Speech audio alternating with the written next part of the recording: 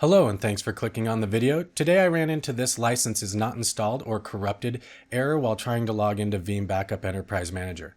If you run into this same error, chances are very high that you have an expired license. To fix this, we'll need to update that license in the Veeam Backup and Replication console. So in the console here, we will go up to Menu, we will go down to License, and we'll click that Install button. Now it will warn us that Veeam Backup Enterprise Manager connection is detected. Do you want to install the license file using Enterprise Manager instead? Which normally we always want to, but this time as we cannot log into Enterprise Manager, we'll select No.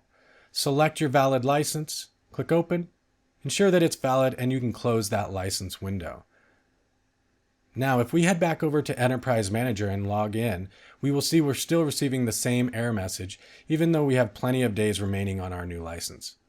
To get around this, we will need to go into the Windows services and restart that Veeam Backup Enterprise Manager service. This will allow Enterprise Manager to then pick up the license we just updated in the Veeam Backup and Replication console.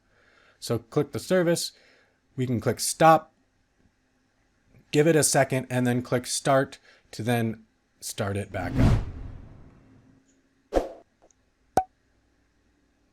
Now that that service is running, we can go back and refresh Enterprise Manager and log in with our credentials. Excellent. Now you can see we're actually getting in this time, logged in with my home lab domain, and if I head under Configuration and down to that Licensing tab, you see now we have an Enterprise Plus license and it is valid.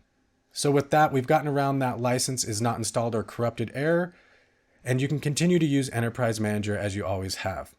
I hope you found this video helpful, and please subscribe to see more. Thanks.